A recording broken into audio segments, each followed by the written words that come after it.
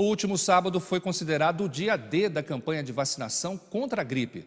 Na região do Vale, a previsão é de que até o final da campanha, mais de 600 mil pessoas sejam imunizadas. Em Pindamonhangaba, mais de 17.643 pessoas já foram vacinadas contra a influenza. A meta para este ano na cidade é de imunizar 32 mil pessoas. A vacina disponibilizada para toda a rede de saúde é trivalente, o que possibilita a imunização aos vírus influenza A e B e outros vírus respiratórios. Ela é uma vacina que faz uma cobertura tanto do influenza como o H1N1 e o novo vírus, né, que já começou a circular no Brasil desde 2017, que é o H2N3. Então, esta vacina ela já faz a cobertura desses 3 vírus. As pessoas que fazem parte dos grupos prioritários, grávidas, mulheres que deram à luz recentemente, crianças com menos de 5 anos, idosos, indígenas, trabalhadores da área da saúde, pessoas com doenças crônicas não transmissíveis e professores que ainda não se vacinaram devem procurar um posto de vacinação mais próximo para receberem as doses. Em Pindamonhangaba, as vacinas estão disponíveis de segunda a sexta-feira, das 7 da manhã às 4 horas da tarde, no Centro Integrado de Assistência à Família, nas unidades básicas de saúde dos bairros Araretama, Crispim, Cidade Nova e Terra dos Ipês, e no Centro Integrado de Saúde e Assistência Social, que fica no distrito de Moreira César. O que a gente tem pedido para a população é que busquem os postos. As pessoas que são acometidas de doenças, né, infecto-contagiosas ou doenças que precisam de imunossuprimidos, que elas busquem um médico para que o médico a libere para tomar essa vacina, né? A campanha de vacinação contra a influenza acontece até o dia 1º de junho. A Secretaria de Mobilidade Urbana do município está comemorando uma melhora no índice de multas de trânsito na cidade. Entre janeiro e abril de 2018, foram registradas 221 infrações de trânsito em Jacareí. O número representa uma queda de 47% em relação ao mesmo período do ano passado. Para a Secretaria de Mobilidade Urbana, o índice é ainda melhor, porque a baixa já havia sido de 72% entre os dados de 2017 e 2016. Para a Prefeitura, isso é resultado de trabalhos de educação no trânsito. Segundo o Poder Municipal, as ações educativas cresceram 400% no último ano. Outro número comemorado é a redução de 48% nas mortes do trânsito em 2017. Veja agora a segunda parte da entrevista de hoje.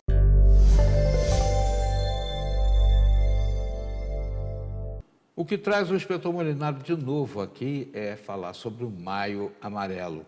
E muita gente olha assim, vê policial e tal, acha que ali é sinônimo de penalidade, quando na realidade ele está ali querendo realçar a necessidade da gente se proteger, né? A cadeirinha da criança lá atrás, você usa porque quer preservar a vida do seu filho ou porque está com medo da multa? Não é esse a inversão da lógica? É a inversão da lógica. Quando a gente fala de cidadania, a gente fala exatamente disso. Da pessoa pensar que alguns deveres que ela tem que cumprir não é pela punição, mas existem as regras para que todo mundo tenha harmonia no trânsito e tenha segurança no trânsito.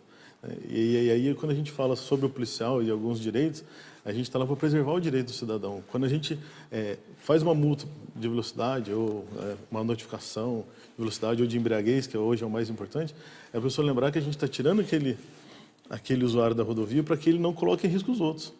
E essa conscientização dele próprio, para preservar a vida. Eu falo que a principal missão da polícia é salvar vidas. E quando o senhor fala isso, é o que a gente sempre trabalha na rodovia com o nosso usuário e no nosso trabalho de educação de trânsito. É começar a pensar que você tem que cumprir certas regras, não pelo policial. Porque se você sofreu um acidente, o policial vai estar lá no posto, o policial só vai atender o acidente. Ele tem que pensar que se ele sofreu um acidente, quem vai sofrer é ele, a família dele, ou às vezes pessoas que ele nem conhece, que vão estar envolvidas nesse acidente. Então, o controle da velocidade, o uso do cinto de segurança, a cadeirinha tem que partir de dentro para fora, né? Não por uma pressão externa. A campanha esse ano do Maio Amarelo está mais focada na questão do motociclista? Eu estou te perguntando isso porque às vezes a gente passa na rodovia, aí vem motociclista pela esquerda, pelo centro e pela direita. Eles não têm um local certo para ultrapassar? Sim, na verdade o motociclista tem que se comportar como um carro. Ele tem que ocupar a faixa e ele não pode ultrapassar entre os veículos, né? Na verdade, isso é uma infração de trânsito que pode ser punido com multa. Só é tolerado de alguma maneira quando o trânsito está parado. E aí sim é tolerado, mas não existe faixa de rolamento. A moto é um veículo que tem que andar na faixa de rolamento como qualquer outro veículo. E ultrapassar como o veículo, usando a faixa e nos locais adequados. Faixa dupla amarela não, de jeito nenhum. Né? Porque, de alguma maneira, até se houver algum risco, o que ele vai fazer? Ele vai forçar a passagem entre os dois veículos e pode provocar um outro acidente. De repente, ele nem sofre o acidente. Sofre o acidente o cara que está... E o susto? Motorista. E Eles o susto? passando lá com descarga livre, e o camarada está no volante. E o senhor pensa numa rodovia como a Dutra, os carros se movimentando, se passa uma moto e o motorista se assusta, ele vai para o acostamento.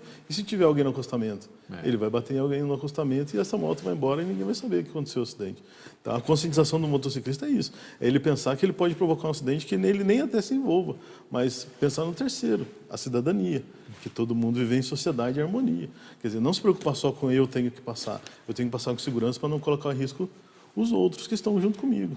O Maio Amarelo está se desenvolvendo em vários trechos da rodovia Dutra aqui no nosso Vale do Paraíba. É no Brasil todo, mas aqui no Vale... nós estamos tendo alguns eventos pontuais sobre o Maio Amarelo, né, de reflexão, porque, na verdade... inclusive. Exatamente. Hoje a gente vai trabalhando com os motociclistas em Cachoeira Paulista. É um projeto que a gente já teve desde o ano passado, que vai resgatar exatamente o que a gente tem conversado. Nós reclamamos da formação do nosso motociclista e a gente precisa dar formação para ele. Muitos deles não se comportam corretamente no trânsito porque, de alguma maneira, ele não teve acesso a essa informação. Então, a gente precisa, através do grupo de educação de trânsito, fornecer essa informação para esse motociclista para que ele trabalhe ou para que ele conduza essa moto com segurança. Então, nós temos um trabalho piloto em Cachoeira Paulista onde a gente conscientiza esse motociclista. É 1 hora e meia teórico e 1 hora prático, onde ele conhece melhor o equipamento, por que ele tem que fazer, como ele tem que fazer, conhecer a técnica e aí buscar o comprometimento do nosso motociclista, do nosso usuário da rodovia e nos ajudar na redução de acidentes de trânsito. Como é que o usuário tem se comportado em relação a essa campanha, entrega de panfletos, coisas assim do gênero? De uma maneira geral, o nosso povo ele é bem acessível a isso, porque a gente sempre lembra que quando a gente muda, a sociedade muda. O que a Polícia Rodoviária Federal hoje tem feito e tem conseguido resultados positivos, como o senhor mesmo sempre fala, e eu fico muito feliz pelo senhor gostar da nossa polícia e reconhecer nosso trabalho, é que quando a polícia muda, a sociedade também muda a visão dela com a polícia. Então, todo o nosso sistema, o nosso combate à criminalidade, à educação de trânsito, quando você sorri para o seu usuário, quando você compromete ele na nossa causa, a gente fala para ele, nos ajude a reduzir o acidente de trânsito, ande devagar. Então, muitos têm uma resposta positiva. Porque, às vezes, sempre vem aquela imagem longe, né? Eu brinco muito quando eu faço esses trabalhos educativos, que eu falo o seguinte, a gente encontra com o policial em 2 situações. Quando a gente sofre acidente e quando a gente sofre uma multa. Então, a gente nunca tem uma lembrança boa do policial, só tem uma lembrança, né, de uma situação negativa. Então, o trabalho de educação de trânsito é exatamente buscar com o nosso usuário esse comprometimento e ele vê que o policial também é um cidadão, também é um usuário, também se preocupa com a segurança. Mudar essa imagem, né?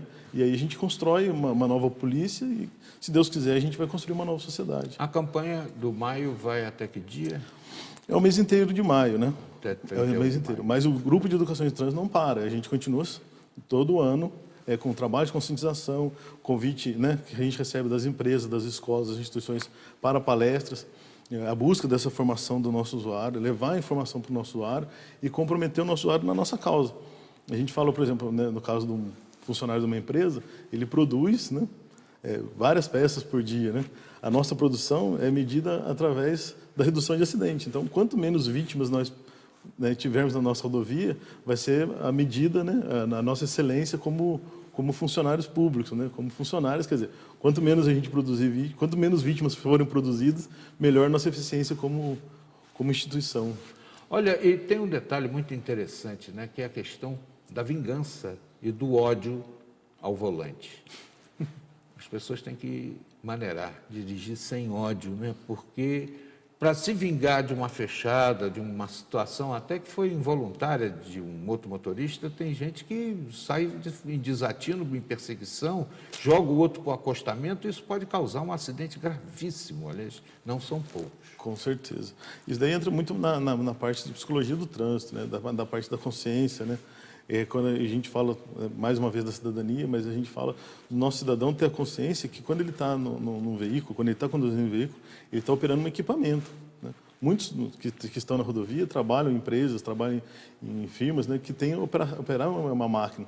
E quando ele vai para a rodovia, ele perde essa consciência que o carro também é um equipamento, que tem todas as regras de segurança a serem cumpridas, que tem que ter todo um cuidado, por quê? Porque pode machucar alguém. Então, essa consciência é muito importante, que ele não é um instrumento, né, para se vingar ou para ser melhor do que ninguém. É simplesmente um equipamento de transporte que ele vai usar para sair do ponto A para o ponto B. E se ele não operar com segurança, ele vai se machucar ou vai machucar alguém.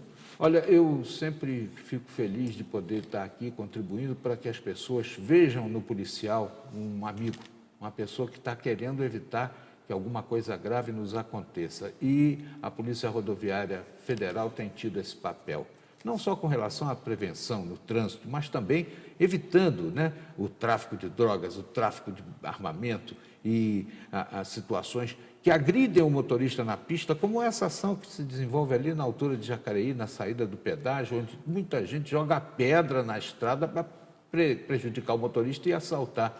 Eles estão ali, vigilantes, são amigos da gente. Importante frisar.